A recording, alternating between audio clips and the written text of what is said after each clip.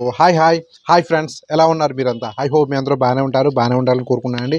So guys, నిన్న ఈ ఈ సినీ ఫీల్డ్లో వాళ్ళు బాగా సంపాదించి భవిష్యత్తు కోసం బాగా అన్నీ ఏర్పాటు చేసుకున్నారని చెప్పాను కదండి.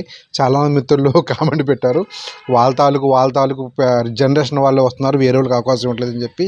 బ్రో, వేరే వాళ్ళకి అవకాశం అనేది సినీ ఫీల్డ్ వరకు వెళ్ళాల్సిన అవసరం లేదు. మీరు గల్ఫ్లో ఉన్నారు, ఏదో కంపెనీలో పనిచేస్తున్నారు కదా. ఆ కంపెనీలో ఉన్న ముఖ్యమైన పోస్టులో ఉన్న వాళ్ళు వాళ్ళ తాలూకు వాళ్ళకే ముందు అవకాశాలు ఇస్తారు కదా, మన జాబ్స్ అని వస్తే. ఇది కామన్ బ్రదరు. చూడండి, ఒక ఫ్యామిలీలో కానీ ఒక వంశంలో కానీ ఎవడో ఒకడు ఉంటాడు. ఆ వంశానికి అంతటికీ బాగా అన్ని సమకూర్చి పెట్టేవాడు. తర్వాత నెక్స్ట్ జనరేషను ఆ ఇతను చేసిన ఏర్పాటు వల్ల మిగిలిన జనరేషన్ బతికేస్తారు. కానీ అదే ఫ్యామిలీ ఇంకోటి ఉంటాడు, ఆ మొత్తం నాశనం చేసేసేవాడు. సో ఇది కామన్, ఇంకా మన చేతిలో ఏం లేదు. ఫస్ట్ మనం కోవిడ్ విషయానికి వెళ్తే ఆన్లైన్లో ట్రాన్సాక్షన్స్ పెంచుకోండి, ఆన్లైన్లో ట్రాన్సాక్షన్ చేసుకోండి అన్నారు కదా. ఇప్పుడు ఆన్లైన్లో ట్రాన్సాక్షన్ చేసేదాన్ని కూడా ఛార్జెస్ వసూలు చేస్తారు కువైట్లో. సో ఒక వ్యక్తి 2018 నుండి డాక్యుమెంట్ ఫోర్జరీ చేసి అక్రమంగా కువైట్లో నివసిస్తున్నాడండి. 2018 నుండి అతను డాక్యుమెంట్స్ ఫోర్జరీ చేస్తున్నాడంట. ఫోటోలు మార్చడం రకరకాలు చేసేసి డాక్యుమెంట్ ఫోర్జరీ చేసేసి కువైట్లో అక్రమంగా నివసిస్తున్నారంట. అధికారులు షాక్ అయిపోయారు, ఇలా కూడా చేస్తున్నారా కువైట్లో అని చెప్పి. నెక్స్ట్ ఇంకో విషయం ఏంటంటే, నార్కోటిక్ డ్రగ్స్ కలిగిన కొందరు వ్యక్తులను అరెస్ట్ చేశారు. వీళ్ళ దగ్గర 14 కేజీల డ్రగ్స్ స్వాధీనపరుచుకున్నారు. తర్వాత ఇంకో విషయం ఏంటంటే, కువైట్ యొక్క లేబర్ మార్కెట్లో అత్యధికంగా ఉండేది ఇప్పటికీ మన ఇండియన్సే. సో తర్వాత 20 సంవత్సరాల నుండి జైల్లో ఉన్న వారికి సత్ప్రవర్తన కలిగిన వాళ్ళకి విడుదల చేస్తామని చెప్పి ఒక ఆలోచనలో ఉన్నారు. 20 సంవత్సరాలు జైల్లో ఉన్నారా కువైట్లో? అబ్బో. తర్వాత ఏవియేషన్ వారు తెలియజేశారండి, పక్షుల వల్ల, గాల్లో ఎగిరే పక్షుల వల్ల ఈ విమానాలకి టేక్ ఆఫ్ డిపాజిట్ చేస్తారు కదండి, ఎయిర్వెల్ డిపాజిట్ సిస్టంలో చాలా ఇబ్బందులు ఉన్నాయని చెప్పి ప్రత్యేకంగా అలారమ్స్ ఏర్పాటు చేశారు ఎయిర్పోర్ట్లో. సో ఈ మధ్యన ఎయిర్పోర్టు ఈ రాడార్ ప్రాబ్లమ్స్ వల్ల ఎయిర్పోర్ట్ టెంపరీ ఆఫ్ చేశారు కదండి. అయితే ఇప్పుడు అదన్నీ క్లియర్ అయిపోయి నార్మల్ అయిపోయింది అంతా.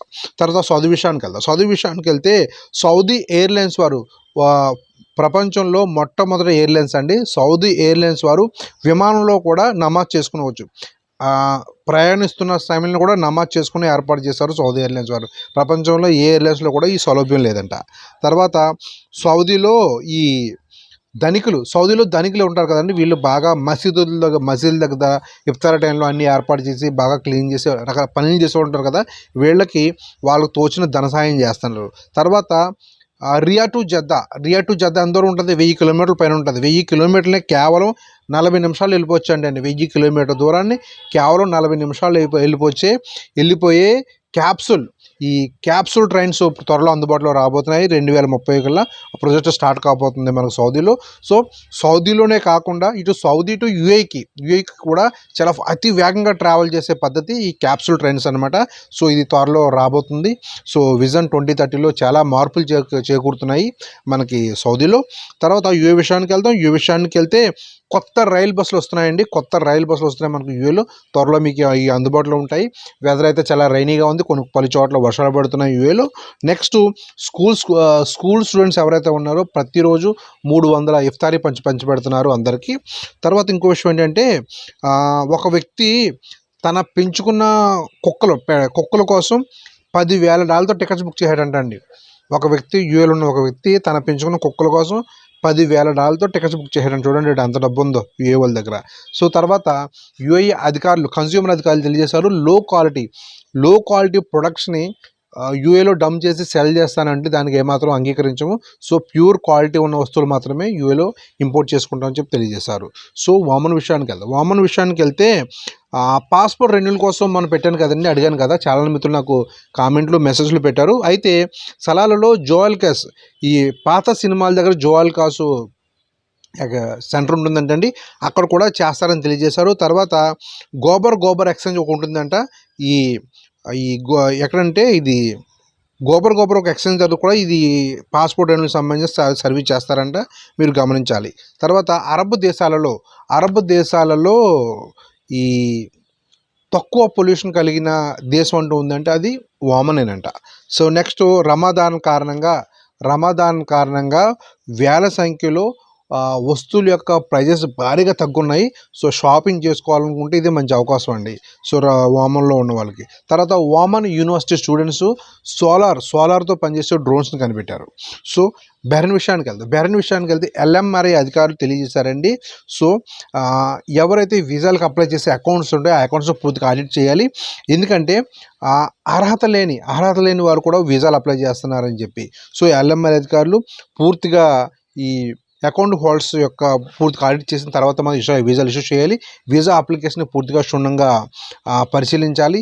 నెక్స్ట్ ఈ రాబోయే రోజుల్లో వీసాలు ఇష్యూ చేసే ముందు కూడా స్కిల్ సంబంధించిన టెస్టులు కూడా చేసే అవకాశం ఉందని చెప్పి ఒక కొత్త అప్డేట్ జారీ చేశారండి. అంటే ఈ ఉద్యోగానికి అర్హత లేని వాళ్ళకు కూడా వీసాలు ఇచ్చేసి అటువంటి వారిని కూడా బేరం తీసుకొచ్చేస్తున్నారు అన్న ఒక కోణంలో ఎంపీలు ప్రపోజల్ రెడీ చేశారనమాట పార్లమెంట్లో. అందువల్ల కొత్త నెక్స్ట్ పలు చోట్ల వర్షాలు పడుతున్నాయి. బెహ్రెన్లో అధికారులు అప్రమత్తమయ్యారు. డ్రైనేజీలో బ్లాక్ కాకుండా ఎక్కడ జాగ్రత్త పడుతున్నారు అధికారులు. సో డ్రైవర్లు కూడా అప్రమత్తంగా ఉండాలని చెప్పి తెలియజేశారు. సో ఖతర్ విషయానికి వెళ్తే కొన్ని ప్రాంతాలు ఇప్పటికీ వర్షాలు పడుతున్నాయి. ఈ ఖతర్లో అధికారులు డ్రైవర్లు అందరూ కూడా అప్రమత్తంగా ఉండాలని తెలియజేశారు. తర్వాత డ్రగ్స్ భారీగా పెరిగిపోయిందండి ఖతర్లో. ప్రతి చోట డ్రగ్స్ అమ్మకాలు, డ్రగ్స్ స్మగ్లింగ్స్ జరుగుతున్నాయి. సో చాలామంది అమాయకులకి ఎక్కువ డబ్బులు ఆశ చూపించి డ్రగ్స్ అమ్మకాలకి ప్రోత్సహిస్తున్నారు. సో డ్రగ్స్ అటువంటి ప్రోత్సాహాల్లోకి వెళ్ళొద్దు. తర్వాత షార్ట్ టర్మ్లో ఎక్కువ డబ్బులు వచ్చేస్తుందని చెప్పి తొందరపడి అటువంటి పనులకు వెళ్ళొద్దు. అటువంటి వాళ్ళకు దూరంగా ఉండండి. లేనిపోని ఇబ్బందులు కొని తెచ్చుకోకండి.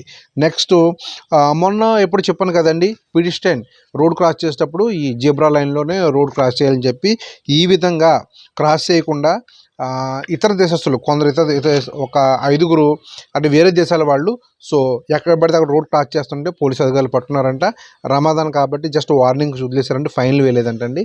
సో మన మిత్రులు ఎవరైతే ఉంటారో ఈ పిడిస్టైన్ లైన్లో మాత్రమే క్రాస్ చేయండి. బయట ఎక్కడ క్రాస్ చేయొద్దు. లేనిపోయిన ఇబ్బందులు, ఫైన్లు, డబ్బులు పాడు చేసుకోవద్దు. సో మన నెక్స్ట్ వీడియోలో మళ్ళీ కలుద్దాం. అంతవరకు బాబాయ్.